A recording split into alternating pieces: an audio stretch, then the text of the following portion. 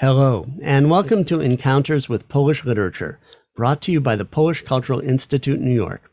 I'm David Goldfarb, and I'll be your host. Today, we're discussing the most productive genre in contemporary Polish literature, creative nonfiction, long-form journalism, or as it is known in Polish, reportage. Most people, I think, trace the school of Polish reportage to the work of Ryszard Kapuściński for his allegorical studies of autocratic rulers and totalitarian regimes in his works from the 1960s through the 90s, like The Emperor, Imperium, Shah of Shahs, and The Soccer War, that offered a way to examine the workings of power in his own country without attracting too much attention from the censors.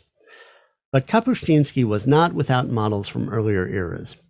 We mentioned a reportage, for instance, in our discussion of the work of Zofia Naukowska in episode 7 of Encounters with Polish Literature, and we talked about how even earlier, the 19th century realists in many languages often published works serially in newspapers and periodicals, so that time unfolded in the works just as it did in the adjacent news stories, following the rhythm of everyday life. Naukowska's late work, Medallions, which you can read in a wonderful translation by Diana Kuprel, is a literary retelling of interviews with Holocaust survivors that she collected after the Second World War as a member of a special committee to investigate Nazi crimes committed during the German occupation. Some of the action and characters in her major novel, Boundary, were based on interviews she did with political prisoners in Grodno, presenting them as fiction in the novel. And in her work Shuka, we know from translator Ursula Phillips's research on location at a Swiss spa that Naukowska described in her diaries of her attention to actual detail of the architecture and natural features of the location, and to current events like the situation of Armenian refugees fleeing the genocide in Turkey. We know that fiction and reality were never far apart for Naukowska. One of the best-known journalists before Kapuściński, at least in Poland, was Melchior Wańkowicz, whose magnum opus is his 3-volume work on the Battle of Monte Cassino, which was actually a series of 4 costly battles in which Polish forces under General Władysław Anders played a decisive role in breaking through German lines and in the Allied march toward Rome. Wańkowicz was a reporter with a literary sense. As one of the founders of the publishing house Rui, which published the work of Witold Gombrowicz and Bruno Schulz, whom we've discussed on this program, as well as the career of Nicodemus Dyzma by Tadeusz Dołęga-Mostowicz, which will be on our agenda in the coming year. Rui also published literature in translation, Polish translation, including works by serious Soviet writers such as Isaac Babel, Alexei Tolstoy, and Valentin Katayev. Not much of Wańkowicz is available in English, unfortunately. But here is a fragment from the beginning of Monte Cassino, translated by Charles Kraszewski in a study by Aleksandra Żołkowska-Bohm, a journalist who worked as Wańkowicz's assistant for many years. Wańkowicz, his heroic narrator, is attached to Anders's forces and arrives at the journalist's camp. I made a few minor adjustments to the translation for speed and rhythm. The staff of the Fifth Army is a city unto itself. The neat brown squares of the American tents, with flaps pulled back, stand in a pine wood. The air is saturated with ozone. Water trucks spray down the dust over the wooded trails. 6,000 people live here, discreetly spread about the endless forest glades. The telephone system might easily serve a city of 20,000. Their cables could connect New York with Los Angeles and return as far as Chicago, stretched many times the entire length of Poland. There are 25 restaurants and cafes here. 200 military police keep the peace. This movable town consumes 25,000 gallons of water daily.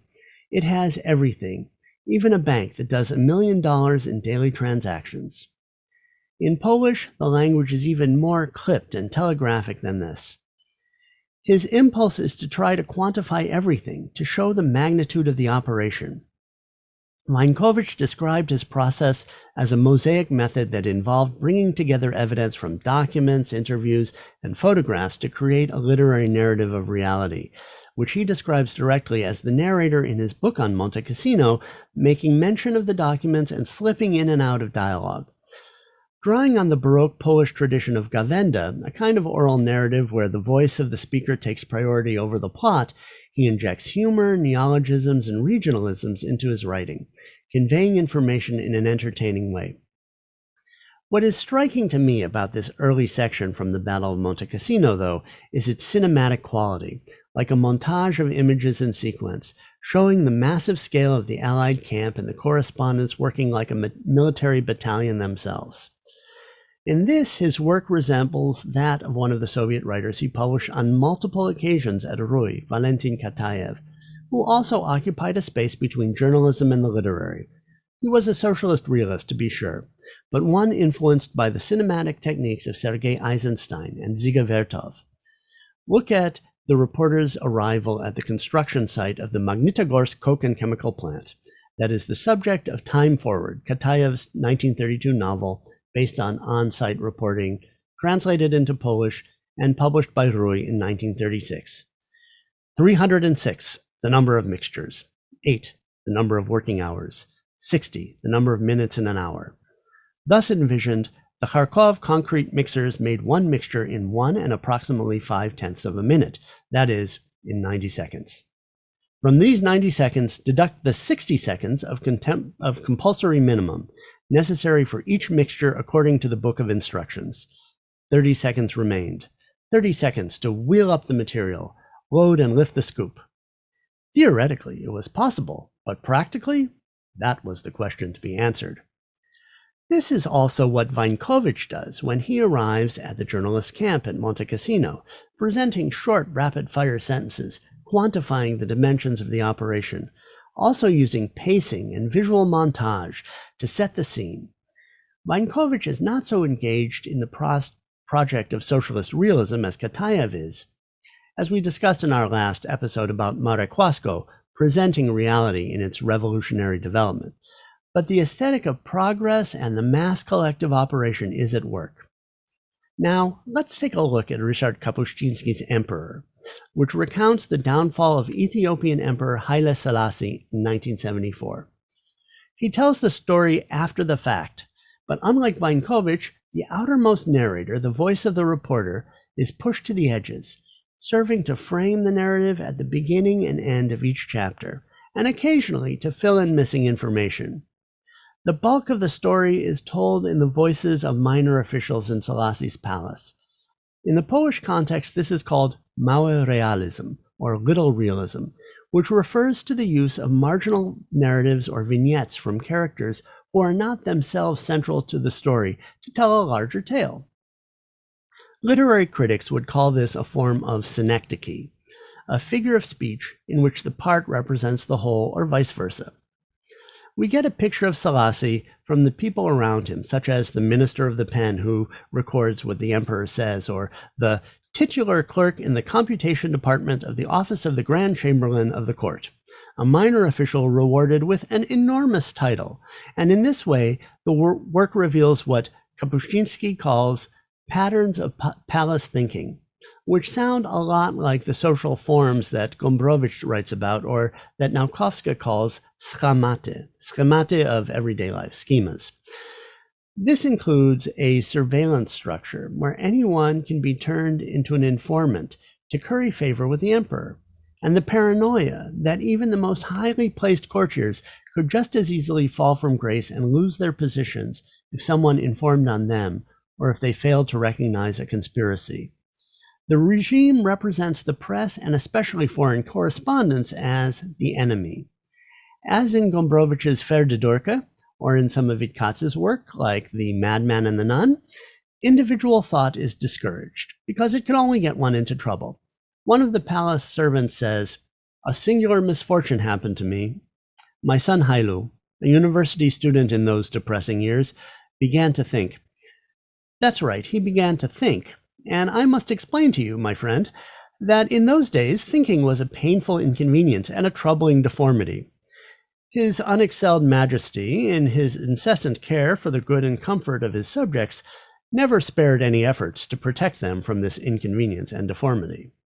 So, individual thought constitutes deviance from the project of development, designed to introduce reform in a way that keeps Selassie in power.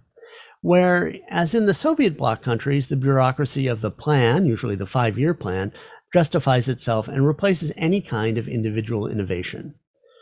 Kapuściński reveals a situation not unlike that described by Leo Tolstoy in War and Peace, where the people of the highest rank have the least power.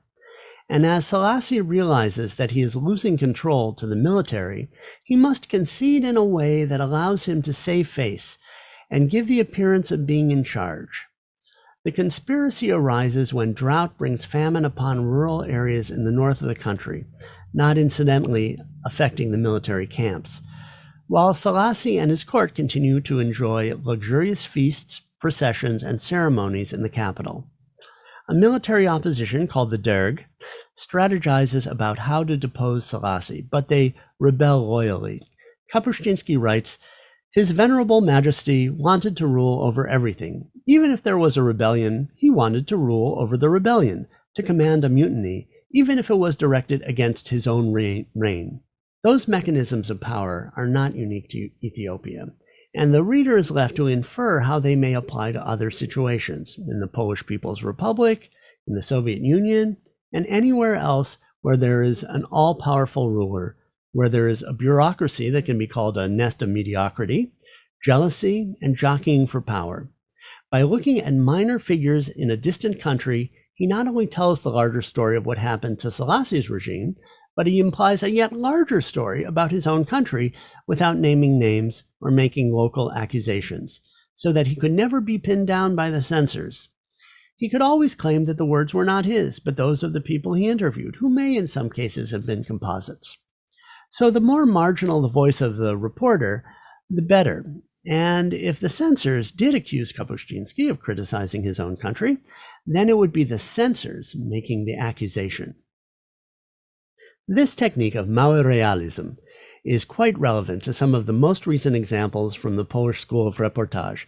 For instance, in Witold Szabłowski's How to Feed a Dictator, translated by Antonio Lloyd-Jones, which tells the stories of Saddam Hussein, Idi Amin, Enver Hoxha, Fidel Castro, and Pol Pot through their narratives of their cooks. And he has another book along similar lines, due out in Polish very shortly, that might, in English, be called Russia from the Kitchen: How to Build an Empire with a Knife, a Fork, and a Ladle. Before we meet today's guest, with whom we'll be looking at the transition from the post-war Polish school of reportage to the world of contemporary reportage in Poland, considering the work of Małgorzata Szejnert and one of the journalists she mentored, Magdalena Grzebałkowska, I'd like to thank everyone who has been following along with Encounters with Polish Literature, and to welcome newcomers to our series. If you like what you hear on this program, click the thumbs up down below. Ring the bell to get notifications about new episodes. Follow the playlist of all our episodes in the YouTube description of the program. Leave a comment if you can, and please click the subscribe button to show the Polish Cultural Institute New York that you are interested and would like to hear more about Polish literature, its past and present, here on Encounters with Polish Literature. And now our guest, Beth Holmgren, professor of Polish Studies and Russian Studies at Duke University, has published widely on Polish literature, theater, popular culture, and film, and on Russian literature, film, and women's studies, and Russian and Polish artists and performers in the North American diaspora. Her scholarship and work in the field have won multiple national awards. Her recent scholarship focuses on Polish Jewish cultural history of the interwar period, Polish film from the 1930s until the current day, and 21st century Polish reportage, our subject at hand. Her book, Warsaw is My Country, published in 2018, which is a cultural biography of Krystyna Bierzynska, an acculturated Jewish Varsovian who served as a 16-year-old orderly in the 1944 Warsaw Uprising, was based in large part on her interviews with the subject. Holmgren's most recent book, co-authored with Professor Helena Gościło from The Ohio State University, is Polish Cinema Today, a bold new era in film, which explores the reflorescence and great thematic diversification of Polish film in this century, You can read about some of her other activities on the introductory page for this episode of Encounters with Polish Literature, linked in the YouTube description below. But I will mention that the Graduate Student Essay Prize of the Association for Slavic, East European, and Eurasian Studies this year has been renamed the Beth Holmgren Graduate Student Essay Prize. Welcome, Beth. Thank you very much, David, for that excellent introduction. And something I would like to thank you, and I would also like to thank the Polish Cultural Institute for supporting this series, and particularly for what I'm doing today. I'm a relative newcomer to the study of reportage, though something of a fanatic. And I want to thank Antonia Lloyd-Jones and Sean Gasper-Bai, both of whom are premier translators. Antonia Lloyd-Jones leads us all sort of in the translation phalanx, and then Sean Gasper-Bai was her student, and he has been tremendously productive and successful. And also Kamil Baluk, who is the coordinator of the Instytut Reportażu, or the Institute of Reportage in Warsaw. And he gave me his time during the pandemic to tell me what that new program was. It's not that new, it's been around for 10 years, but he explained to me what the kinds of mentoring that they do at the Institute. They have these 10 3 or 4 day intensive sessions and workshops, and people can learn how to write reportage, how to research it, how to write it, and then most importantly, how to edit it. So I want to thank those 3 people to begin with. One thing is that, there's really a lot of excitement in Poland right now about reportage. I mean, I know, just thinking about a few years ago, near the Institute of Reportage, there's this fantastic cafe called Wzienie Świata, which means like the tumult of the world. And I remember going in there, and I was with another Polish writer, Agata Tusińska, who sometimes writes reportage, and we're there, and we run into Wojciech Tochman, who is like one of the leading authors of reportage, and we're talking, and he's showing me like his latest work on his laptop and photographs that they're working on, and I remember him explaining this cafe to me and saying that, oh, this is like the thing that like you have in New York, with all those writers, a writers cafe where everybody hangs out. I'm thinking that doesn't really exist in New York today. I mean, you never would see the leading writers all hanging out and talking together in a cafe like in Wzienie Świata, and that's it's not the Algonquin Club. Picking up from where I left off with Kapuściński, Małgorzata Szejnert, the author of Ellis Island, translated by Sean Gasper-Bai, is very much she's very much of the same generation as Kapuściński, but follows a very different career path, plays a very different role in the training of journalists as an editor and so forth. How do you see the way that they differ? Well, I think first of all, Małgorzata Szejnert is a new persona. She's a new star for those of us who in the West, because she hasn't been translated as much, certainly not as much as Kapuściński, and she was someone who came up within the business, if you can talk about that. She was born in 1936. She graduated from University of Warsaw in 1958. She went through the war, obviously. I recently found out that she lost a couple of uncles in the war, not to, I don't think to being killed, but to emigrating to the West. So that is something that's part of her family history, though she doesn't write about her family history. Thus far, I haven't seen that in the books that I've read. She started out as basically a reporter in Kurier Polski, then she worked for Tygodnik Demokratyczny. She was a contributing writer to Polityka, which was a step up. So she was learning the trade as she went. So this was I guess it must have been in the late 60s, early 70s. And I also assume because she had children that maybe she had children before then or children during that period. I don't know. But she was someone who was within the system. And then she finally got a kind of platform for herself at Literatura. And there she was, she was a main reporter. She became the head of the Reportage section of Literatura, and she governed there. I mean, Małgorzata Szejnert was sort of a force to be reckoned with once she was in place from 1973 to 1981. And that's when she began to win awards for her own reportage. And her first book that came out of reportage was in 1972, and it was about American Polonia. It was called Borowiki przy Turnpike'u, Borowiki at the Turnpike. And she was... I would say that her style was very much formed by the late 70s. One of her most famous pieces, which then won such attention that it was made into a documentary. And I have to admit that I have not seen the documentary, but it's called Jeśli się odnajdziemy. And it was all about a rather controversial program of matching orphans with parents who were looking for children.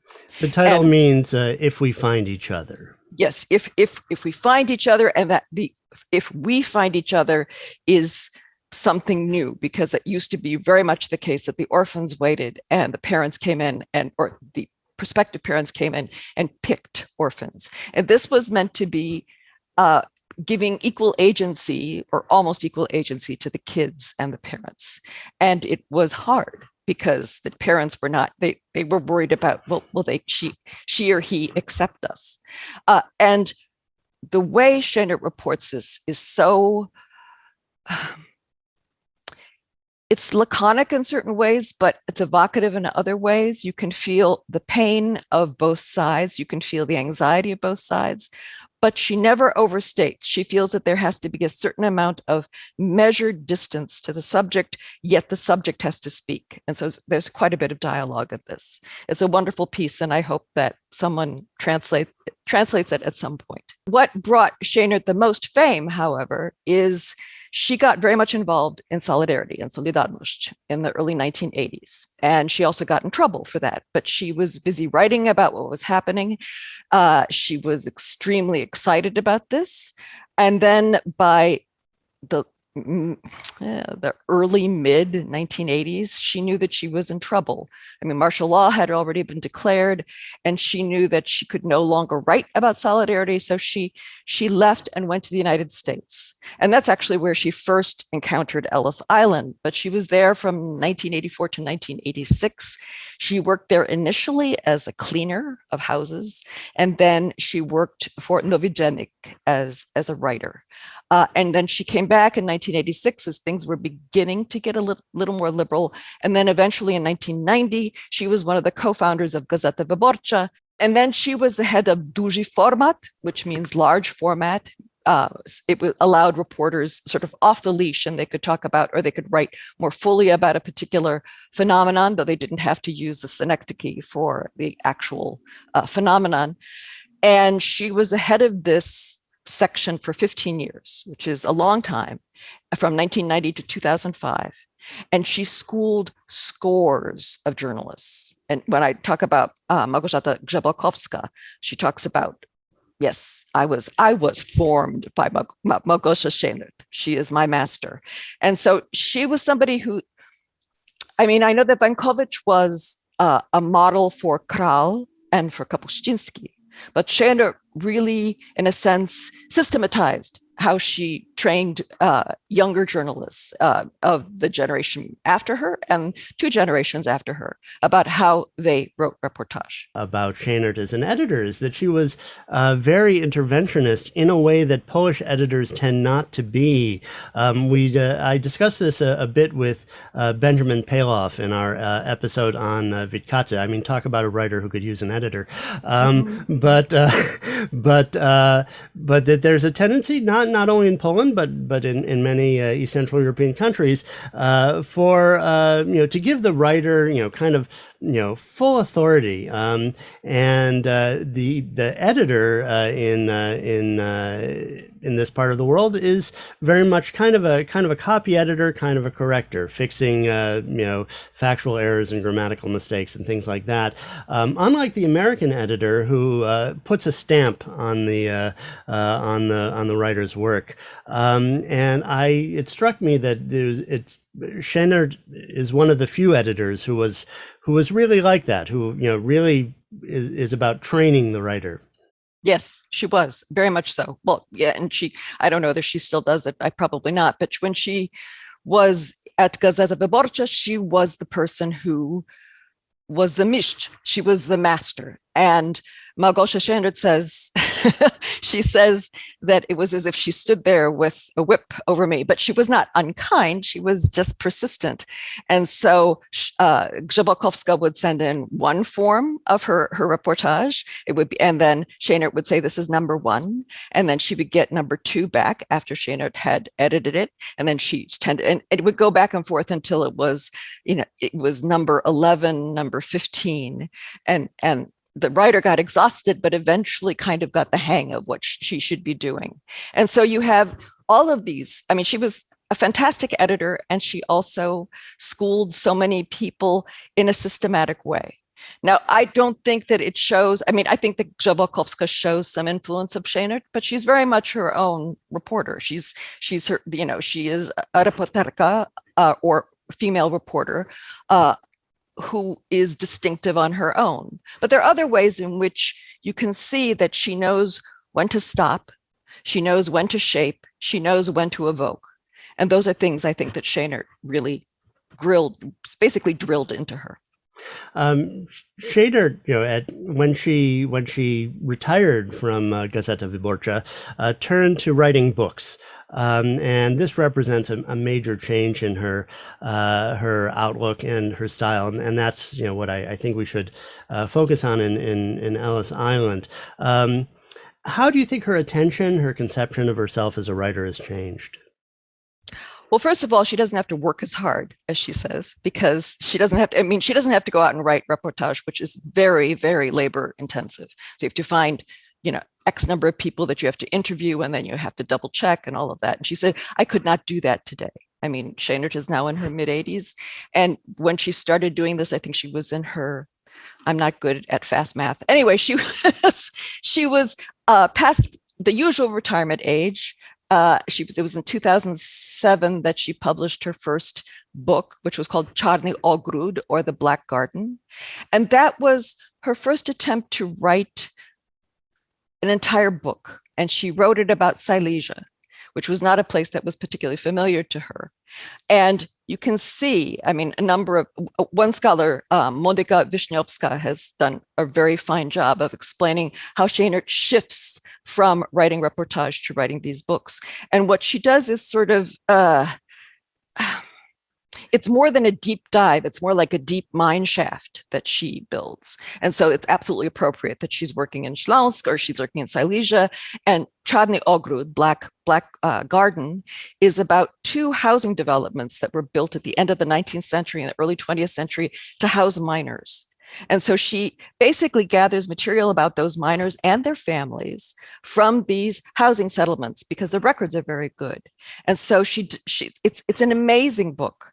It needs a bit of editing because it's so much information. And like many people who write reportage, she feels it's important to list all of the material things. Like in 1901, what was the cost of milk? In 1902, what was the cost of bread? To explain to people what material life was like.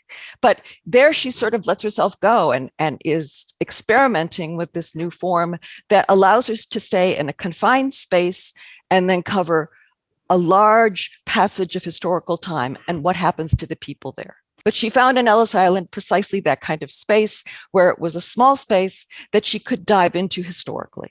And she said that when she wrote Ellis Island after the experience of writing Black Garden, she had no idea if anyone would publish it. But somebody did. Znak, which is a well-known publishing house, published it. And then she won a bunch of awards for it. And then she went to write about Ellis Island, and she said, I knew what my material was going to be. And she combed the library there, and she also went and listened to all of the taped interviews with those people who are survivors. I mean, there's an immense treasure trove of things, of interviews and materials about the people who not only went through Ellis Island, but also who worked at Ellis Island. It's interesting that it's kind of both both it's in the English version, it's called A People's History, and it's both a bottom-up history with, looking at these testimonies of staff members and of immigrants themselves, but also a top-down history, that's organized by chronologically by the sequence of commissioners of the island. I think that she has sort of three strata that she deals with, and I think that as you said, David, and it's absolutely right, that you have the focus on the immigrants, and that generally is the case for a lot of books about Ellis Island. But what she wanted to do in the People's History, I don't know whether Sean was responsible for that after the colon subtitle. I mean, it's really great because it makes it sound like it's a people's history and the people include the people who work there. But she wanted to make sure that she was showing not only the immigrants, but the people who were conducting their selection. And so she didn't want to make those people look like neo-Nazis in any way. She wanted to make them human, and she did her homework on everyone from the person who tended the baggage to the people who developed new psychological tests to figure out if an immigrant was in any way impaired mentally, and she also points out that there were major discoveries made by that these doctors who worked there actually were quite progressive rather than regressive. But on the other hand, these are the people who decide whether somebody stays or goes. And often it was the case that maybe one or two family members were sent home, and then the entire family went home if it was the mother. If it was the grandfather, probably not. But these were the people who had, even though they might have had big hearts, they were bound by the law. And some of them probably enjoyed sending people home, others did not. But she wants to make sure that there is that balance of Americans on the one, people who are already American and consider themselves American, deciding who can become American. And then meanwhile, the immigrants don't know. They're just trying to make the grade. They have no idea what they need to do. And then there's a third stratum that she deals with. And I think that she feels most at home with them because she's not dealing with those who are suffering so much and those who are dealing with this sort of decision about life and death. And these are the people who are the intermediaries. And these are the people who want to somehow make the immigrants' passage a more humane one. So this includes people who worked, some people who worked for the different aid societies. And one of my favorites, I'd like to quote from her story, Ludmila Foxy, who was a Czech immigrant. She's extremely important in helping, especially women from Slavic countries, feel at home and learn how to become modern for both the officials and for the husbands who had gone before them. Let's look at that passage about Ludmila Foxy, the Czech immigrant who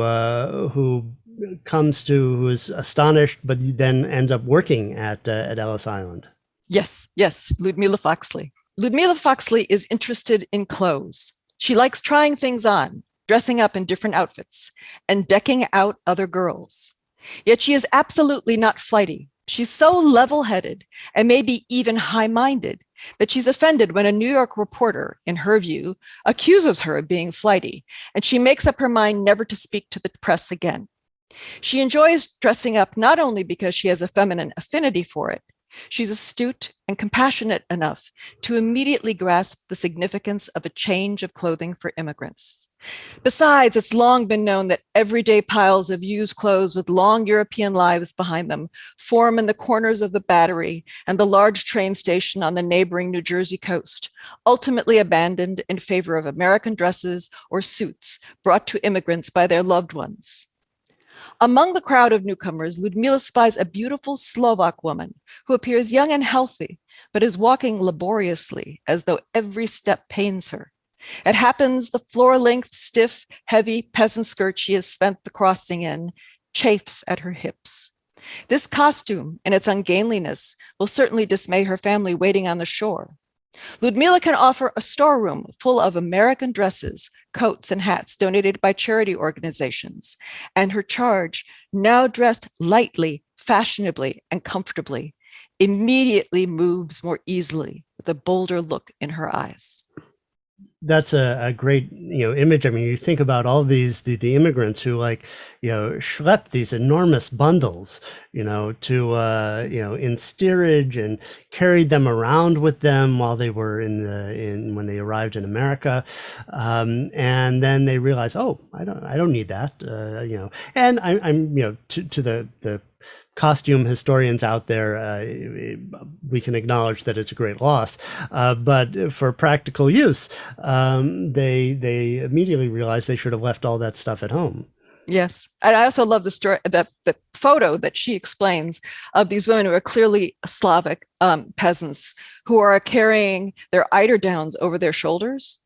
And the person who knows baggage says, watch out for those eiderdowns, because they usually have all of the iron implements that they have brought. So if you are hit by an eiderdown, you will probably be knocked senseless. So watch out. Then there are other people who are, as I said, some doctors who are the intermediaries. Then there are people who, Maud Mosher, who was someone who was hired as a nurse and was so appalled by what was going on. I mean, so appalled by the immigrants themselves because they were so dirty and so poor. And as she says, I'm from Kansas and I know poverty, but I've never seen poverty like this. And she wants to make sure, she says, I can't stay. I had to stay. These are people who don't know how to use flush toilets. These are people who smell because they've been sitting in steerage, which is absolutely inhumane for the last, a couple months. And yet Maud Mosher was hired in part to check for any women who might have been sexually trafficked. And so she would board with the different stewards who came in, because all these people were waiting on boats outside of Ellis Island. And then they would be ferried in after they had been checked for basic things. And then they went through another selexia or another selection. And she would go down and ask. And eventually the stewards of Ellis, the male stewards of Ellis Island said, we don't need this anymore. We don't want to do this anymore. So she stopped doing it. But there was sex trafficking. And there were people who were being sent over. Some of them were sort of picture brides, but others, it was more, they were going to be given work, and it wasn't work that they thought it was. It wasn't cleaning. It was sex work. Also, another important category of intermediaries are the interpreters.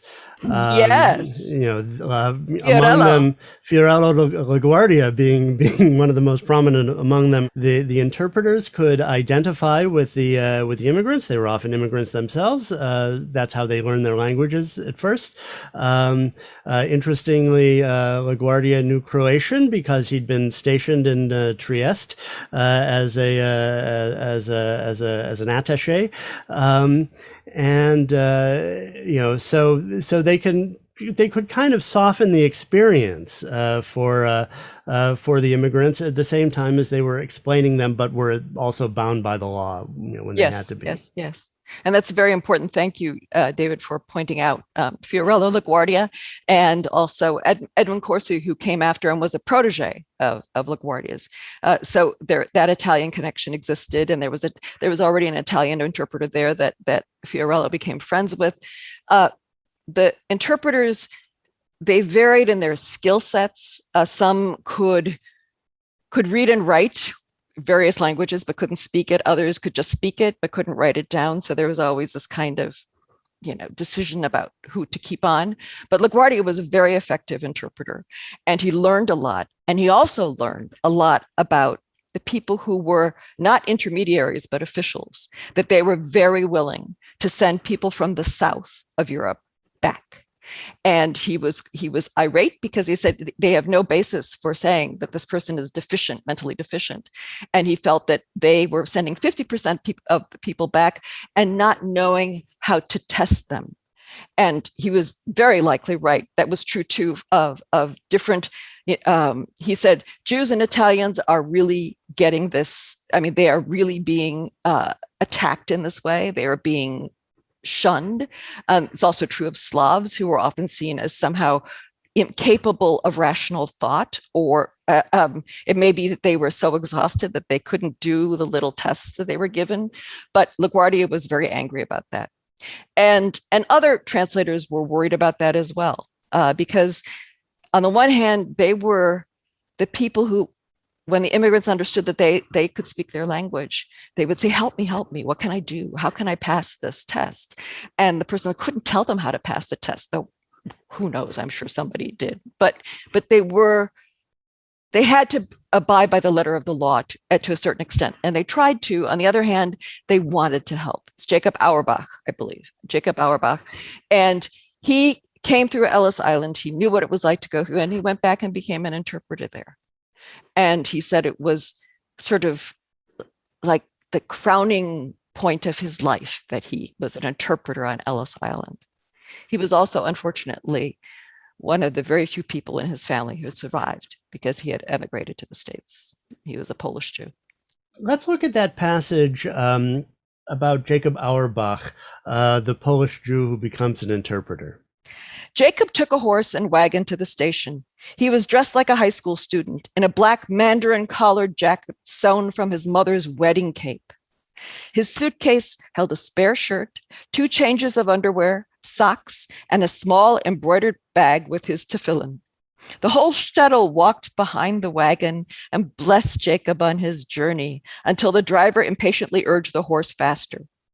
He sailed to Ellis Island as a naive youngster aboard the SS Algeria. And this is a quote: "We walked up a ramp into the ship and were swallowed in its bowels like Jonah inside the whale."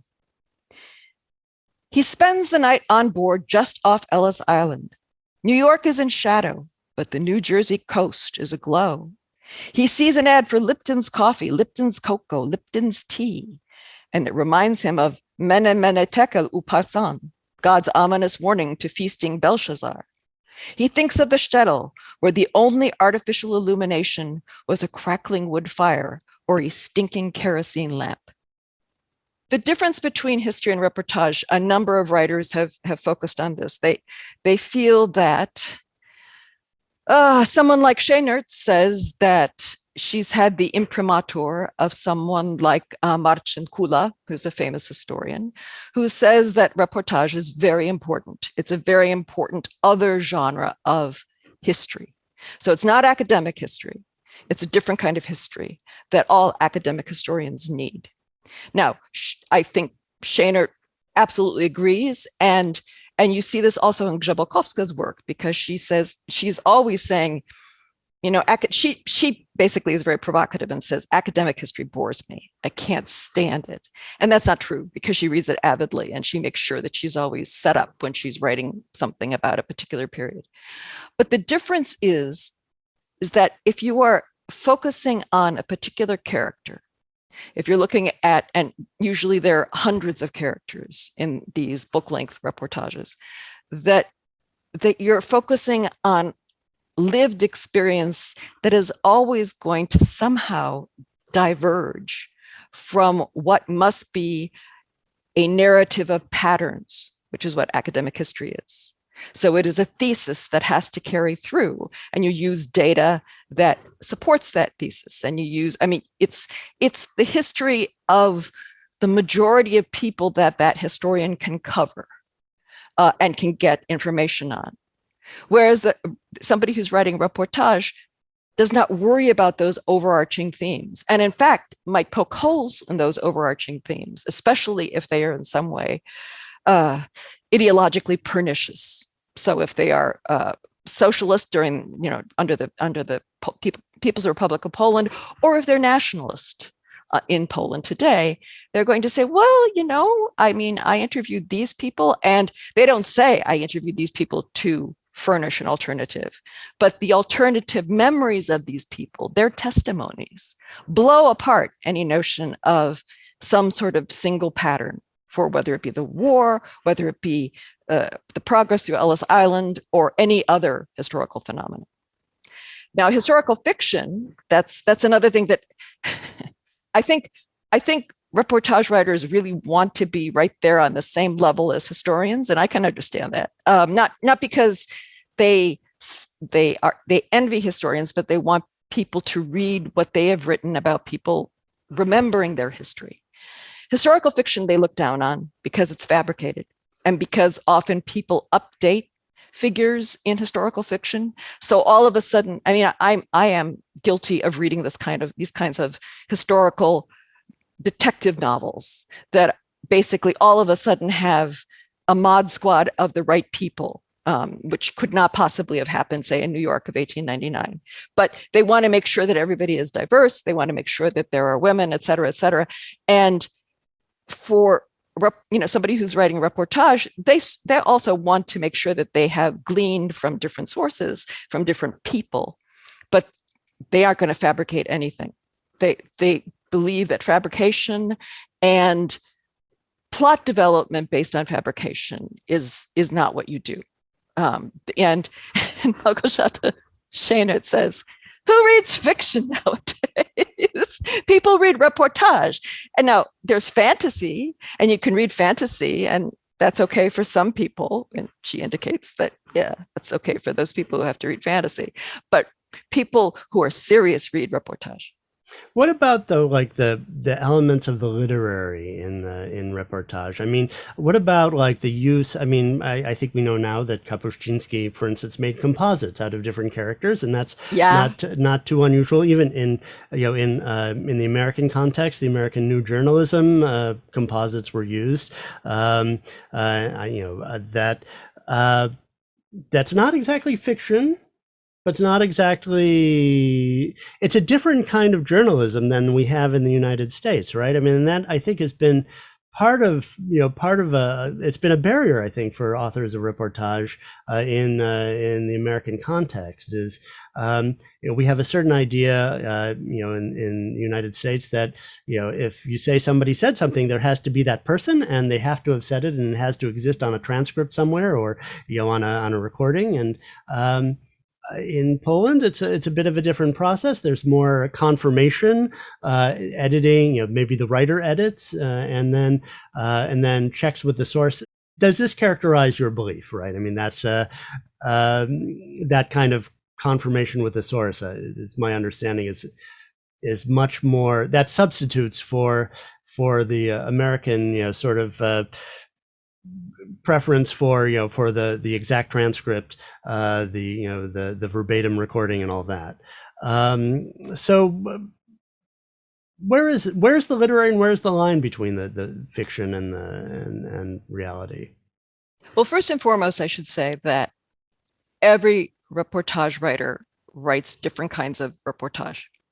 So there are some who are more overtly literary in terms of their stylistic turns, in terms of maybe their focus on atmosphere or focus on place.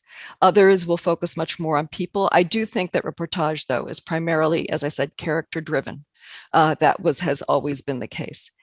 And the difference, literary journalism, which is what reportage is made of, is not the same as investigative journalism as we know it. So it's not, it may open up a whole can of worms, but it's not meant to be,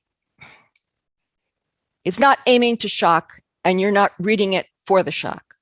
You're reading it for what they have uncovered people saying and living. So the difference between investigative journalism and reportage is, well, Szejnert writes about, she talks about this in an interview, that she says in this era when we are overloaded with information, we are overloaded with information with the internet, we have 24-hour cable news, that kind of thing.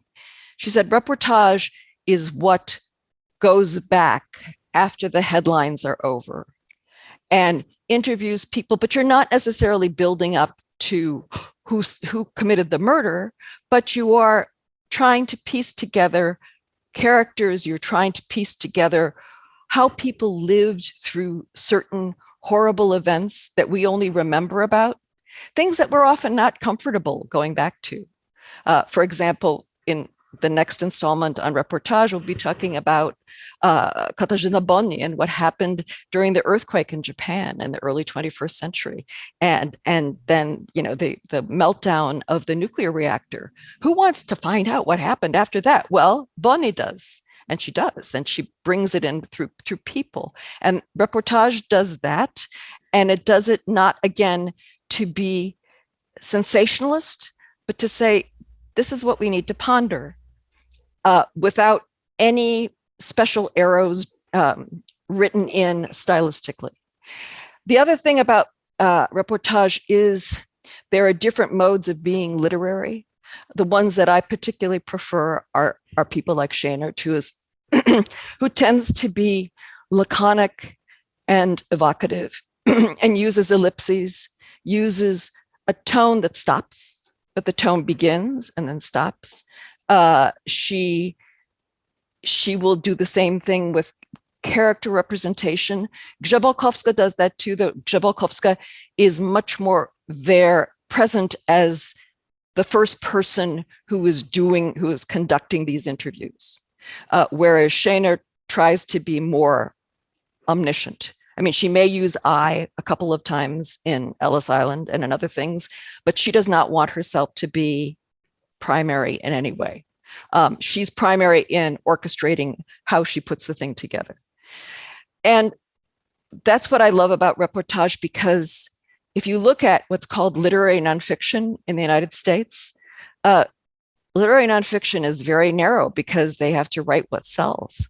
So if it doesn't have Teddy Roosevelt or Lincoln or, some industrialist like J.P. Morgan, nobody's going to want to publish it.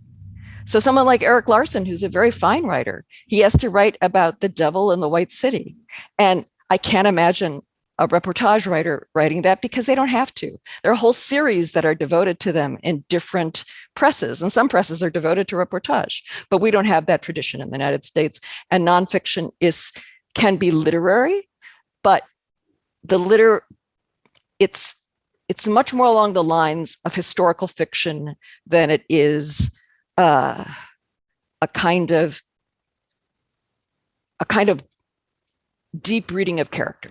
Let's look at Grzebałkowska. I mean, she raises the level of subjectivity to the surface in a way that I think is much more characteristic of the youngest generation of journalists in Poland.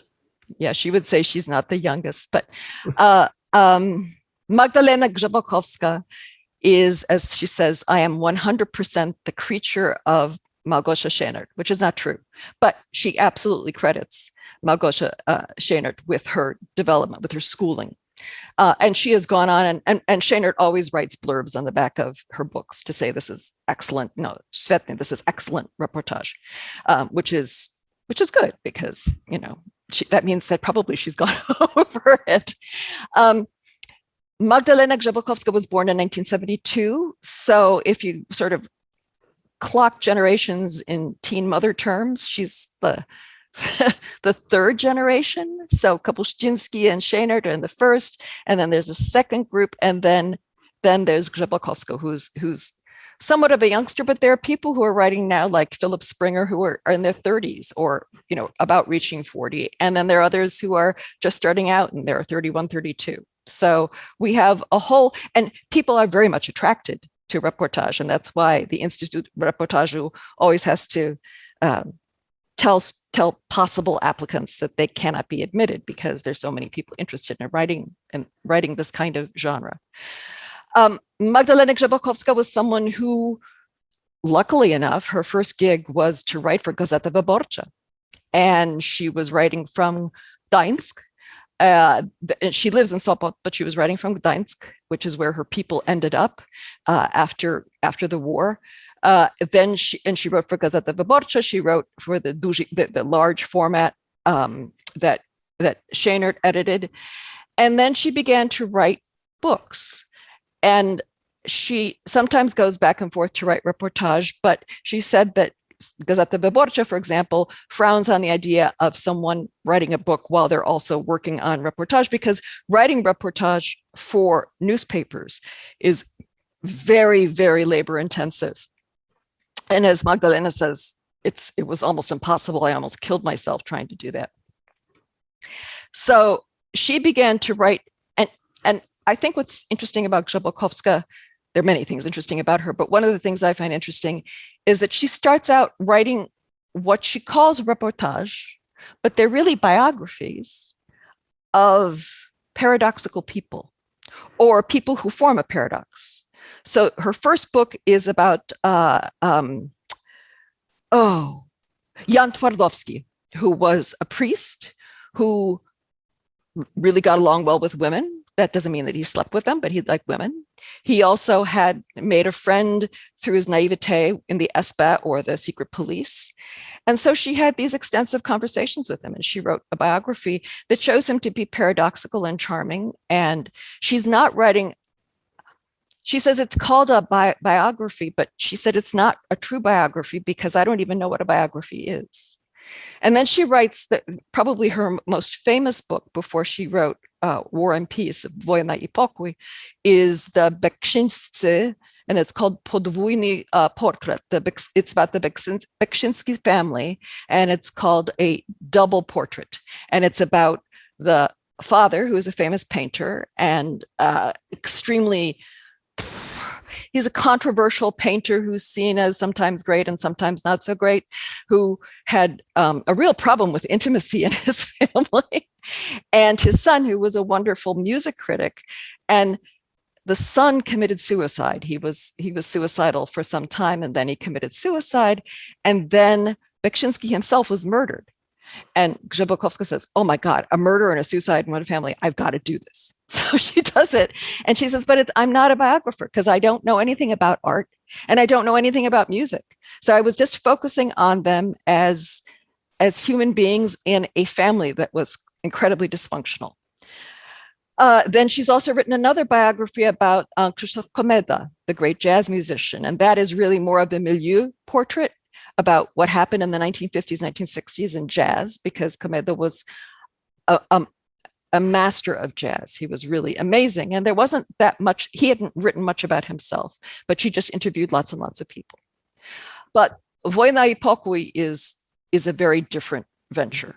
And I don't know if you want to talk about this. Entitled Poland 1945, War and Peace. Right. Let's talk about it. I mean, when she says she's not a biographer, I mean, it expresses that humility that you see everywhere in this. I mean, she says, like in the third chapter, she's writing about ethnic Germans fleeing the Soviets, and she starts out, I don't know if I have any right to all this. I pretend I know what it was like. I argue with myself that after all, everyone is able to imagine bitter cold. But have I ever felt so cold that my nose, my ears, and my fingertips would turn white and get hard like plaster? Or have I ever experienced any freezing temperatures in which babies, though wrapped in quilts, turn into lumps of ice, and older children, 3 or 4 year olds, in similar bundles, slowly die of exposure? You walk a few kilometers with them, and their body temperature will drop several degrees. You walk a few dozen kilometers, and you find a little dead body in the quilt. You have to leave it at the roadside, and you're not going to drag it along with you, are you? So no, I don't know this kind of cold. And that's, I mean, she's dealing with something huge and tragic, and she's dealing with, taboo topics that haven't been discussed in Polish history so much, or in the Polish context. After all, who wants to, after the war in Poland, sympathize with the Germans? But she says, well, what happened to those, the Germans who were farmers, who were children, who weren't Nazis, who weren't collaborators, but themselves suffered a terrible fate. That she's willing to look at all those things, maybe by virtue of the fact that she says, I don't know. What do I know about this? Right. I mean, she brings that up at different times. I mean, I wanted to quote a passage when she's she's basically re-interviewing kids, because basically she only has access to the children of the war, because other people have died, but these are children who went through the war. And she's talking about those who had been put in the Jewish orphanage in Otwock, which is outside of Warsaw. And she says, I don't know what I'm doing. I have no idea what they've gone through. And I'd like to, maybe I could read that. War and Peace. Her War and Peace goes all over Poland, Poland as it was, and then Poland when it was moved, I don't know how many 100 miles to the west. And she herself says, I am someone who went to the recovered lands, as they called them, which was not particularly ingenious PR, but it was what the Poles decided, or what the Polish government decided to do. But this was the recompense for losing the Kresy, or the borderlands in the east. And so the Poles got East Prussia, and she felt very guilty about that and felt the same anxiety that everybody who lives in that post-German world, that it will be taken away from them. And she admits that. But this is a passage from Otwock. The former residents of the children's home warned me that I shouldn't think I would be able to understand everything. No present-day criteria should be applied. Don't be fooled by us, they advised, by our innocent faces, braids, and short pants. We only pretended to be children.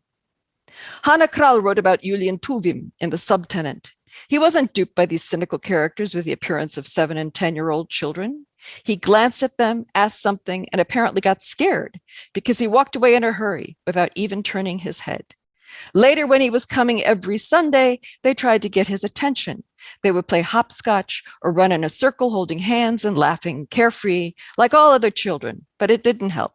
Tuwim went past them quickly without looking, ran to the infants, and read them his poems for hours.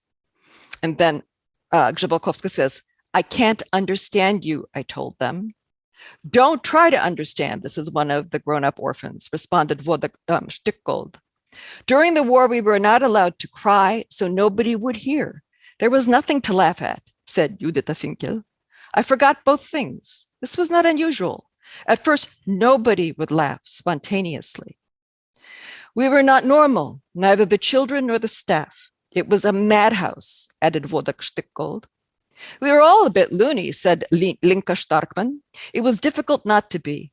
I tried hard to be a child, but I have always remained a person nobody had ever played with. You know, I have a small plastic tree at home.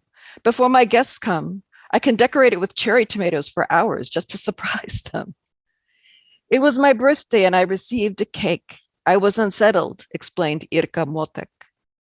Janusz Karch said that some of them had gone too far over on the adult side and were not able to return. He remembered 15-year-old Janek, who confided to him after many years, listen, in the ghetto, I found my father's body. He had starved to death. He took him downstairs and put him on a cart. I could hardly get used to this artificial childhood. People like Janek were gone. But don't forget that for most of us, the children's home in Otwock was a return to life. I was like a crocus starting to sprout through the snow after the winter, said Linka. I had been a piece of garbage, said Irka. Suddenly I realized I had dignity. Later in life, I was never as happy as there, admitted Ludwig Eisenbach. And this is so amazing because she says, I can't figure you out. I don't understand you. And then they each try to explain. And then they basically counter what they've explained to saying, I was never as happy as I was there. So they themselves are conflicted.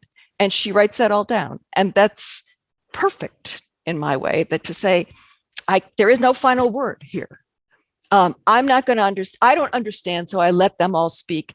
And in some ways they counter each other's arguments. In other ways, they completely reflect how horrible it was to be a child of the Holocaust, who was in hiding, who had to depend on being successful at disguise and being non-emotive because you didn't want to draw attention to your presence, and then coming to a place where you were supposed to behave like a child. Something interesting in that, I think, is that recently in another one of these discussions that Sean Bai had with another author who he's translated, Remigiusz Rzyński, the author of Foucault in Warsaw, about Foucault's brief stay in Warsaw around 1958. He says he's trying to understand, Foucault and, what the, world of the gay community, to the extent that it was a community, was like in the 1950s, was that what he's bringing to the work is his own subjectivity as somebody trying to look back and figure out the subjectivity of those people and what it would have been like to understand that. And I think that's something, maybe that's what the new subjectivity is also in Grzebałkowska, is the trying to figure out her own relationship to this past, to this kind of post memory. The work eventually becomes about the subjectivity that she knows, because what else could she write about? Well, yes. And also, she immediately hands the mic over to these people, Yeah. and has them say, this is what it was like, or this is what I went through, or this is how I responded. And she doesn't reappear. She just says, I don't know, I'm out of my depth, help. And they try to help in saying that we don't know, but this is how we felt. And then others who say, looking back on it, and you never know looking back on it, maybe it was actually a horrible period, but they've made it into a good period. That's what Grzebakowska does throughout this book, is that she takes whatever stereotyped notion that we may have about the war, and particularly for Americans, this is a war that we knew nothing about. But she talks about these people, they were supposed to feel this way, they were supposed to feel that way, they were supposed to look this way. And she constantly explodes that by showing other people, whether they're suffering or they are saying, I didn't know, or maybe they find out that the Germans are nice, all of these things. And as she said in one interview, she said, one of the things I wanted to show in this particular book is that suffering has no nationality. So yes, the Nazis were horrible. The concentration camps were horrible, but there were German victims, and there were German victims of the Red Army. Grzebakowska did a tremendous amount of work on this. She not only read all of that nudna historia, that boring history that she said she didn't like, and she loved it. I mean, she was reading Marcin Zaremba's book about the great trauma during the end of the war and after the war. She read, she has a whole list of things that people are supposed to read that she read and she used very, very much. So she does not disdain academic history at all, but she just does something different. She interviewed over 200 people, which is a lot of people. I think about that. She did 200 people. Then she combed through the press to find public service announcements and personal ads and different announcements of events, which she uses in each chapter or each section of reportage that she kind of puts up as almost as if they are on the walls of the city as you're walking in. But one thing she wrote, which is I find fascinating, and the way she tells it in this interview is fascinating. She said, I didn't know that the Soviet Union invaded Poland. I'm trying to think, in 1972, if you're born in 1972, wouldn't someone have told you that? I mean, especially since you have such an obliging grandmother. But that makes her then focus much more on the Soviet presence in Poland during and immediately after the war. And she doesn't make them horrible enemies, but she does understand. I mean, there's this extraordinary scene that she's taken from a witness account of trains going through the new recovered lands. And all around, it looks like there's fireflies, there's lights all around the train. And it turns out they're lights of people who are about to attack. They're bandits, and they're all lighting their cigarettes. And the train stops and they jump on and basically go through, they ransack all of the carriages and take money and valuables and other things. And then by the time they pull into, I don't think it's Wrocław, but it's another station towards Wrocław, the NKVD, which is the Soviet secret police, are waiting for them because they heard that these bandits, and I don't know how often that happened, but the NKVD basically arrested them all and took some of them off immediately, which, one could presume that they were going to be shot immediately. But it's such a fantastic passage. But the other thing that she does is she sizes up her interviewees in a way that I would imagine Szejnert never would do. And this is in the first chapter. She has an introduction, then a first chapter, which is its own reportage. And this is called Junk or Loot, because looting was such a phenomenon all over, all over Europe during right after the war, but especially in Poland, especially in these recovered lands that had all of these German things. So she starts to interview someone about this, and she finds out she's sure that they're going to say, "Oh, I was so upset that I did this, and I returned this immediately." But she doesn't.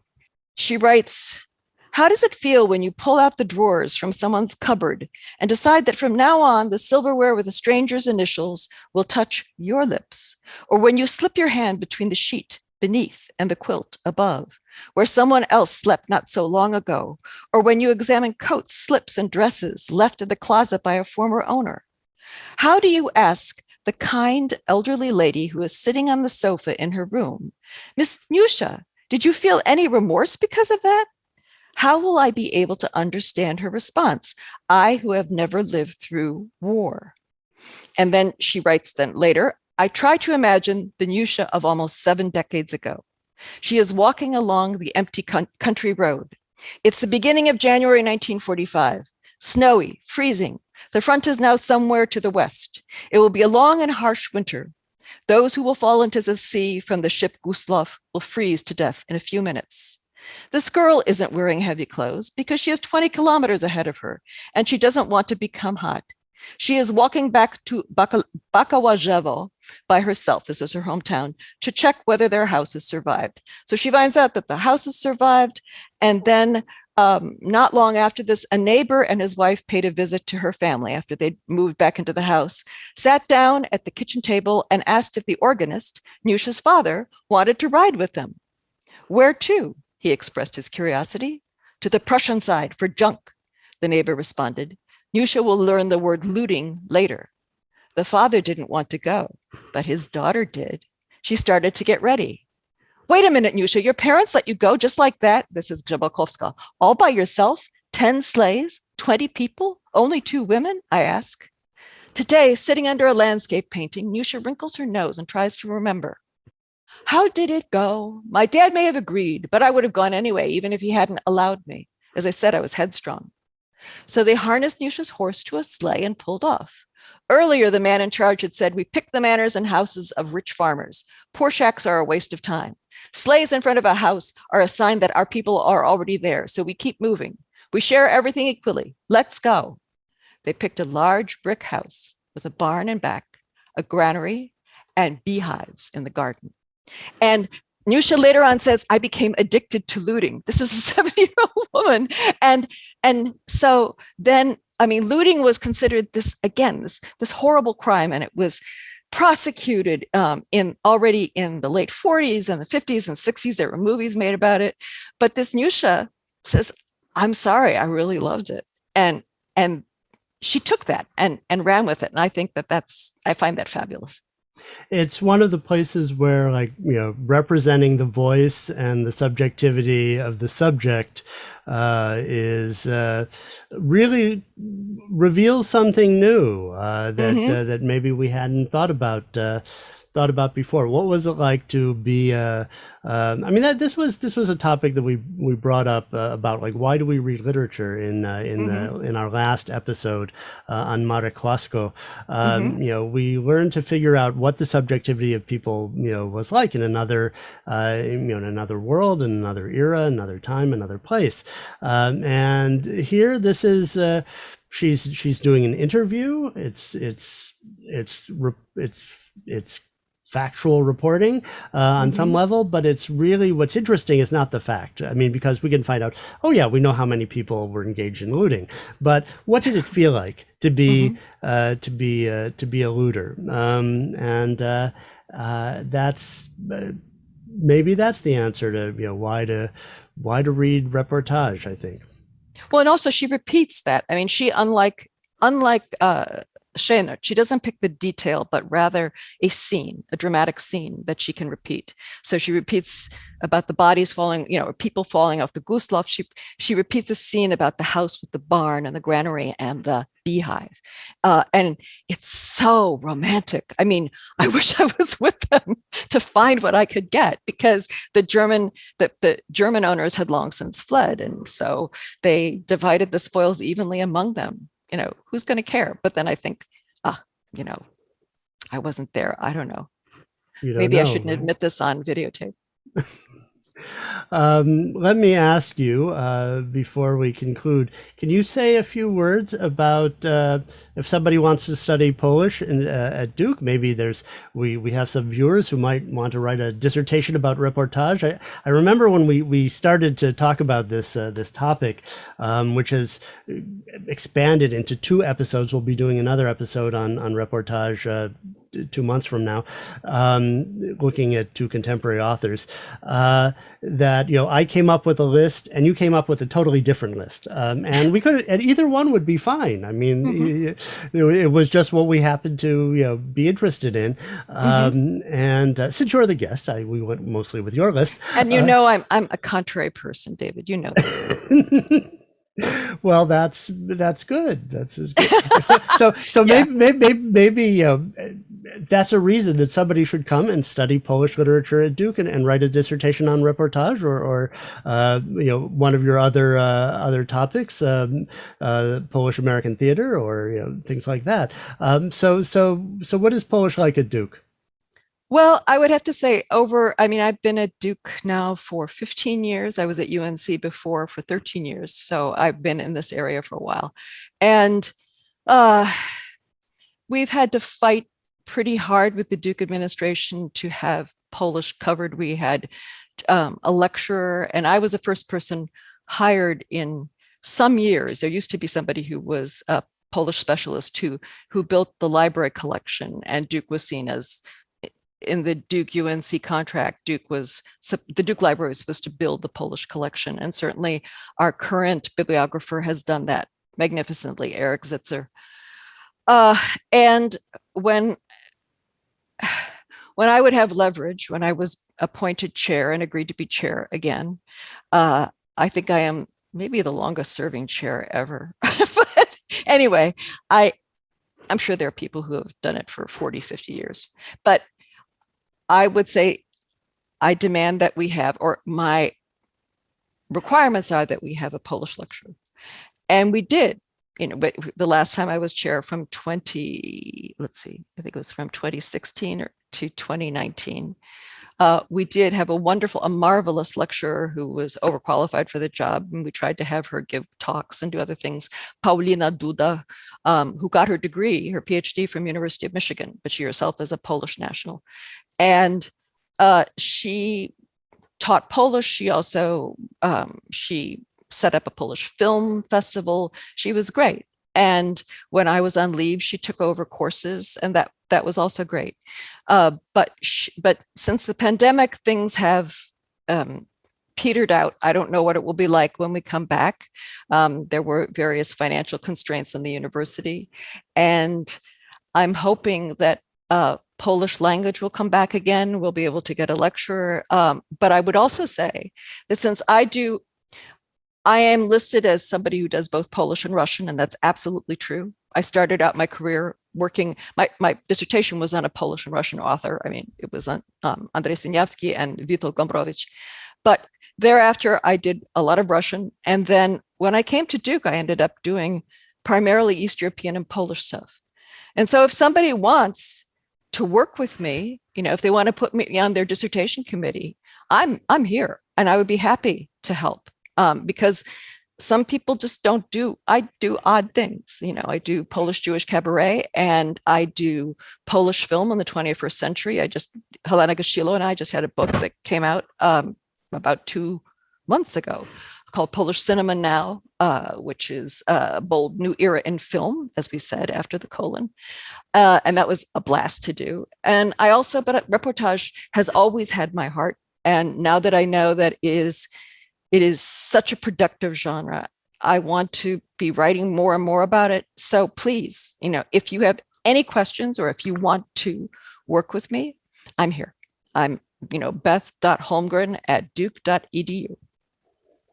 Thanks so much, Beth, for being on the program, and I'm really looking forward to our next episode 2 months from now, when we'll be looking at Philip Springer, the history of a disappearance, about a town that disappeared, and Katarzyna Boni's Ganbare, about